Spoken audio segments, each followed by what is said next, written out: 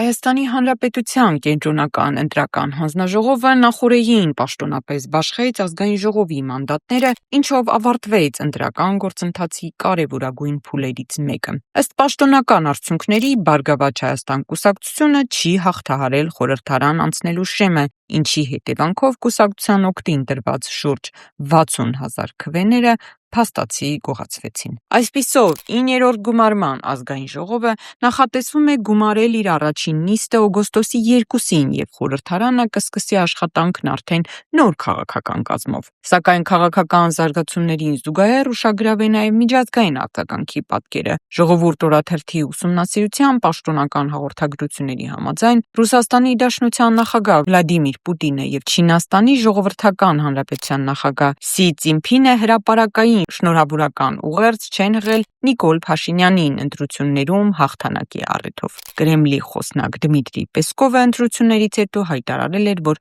Մոսկվան սպասում է պաշտոնական վերջնական արդյունքին և միայն հետո կորոշի կլինի շնորհավորանք, թե ոչ։ Պաշտոնական արդյունքները կան, ՍԴ որոշումը կա, կենտրոնական ընտրական հանձնաժողովի վերջնական որոշումը կա,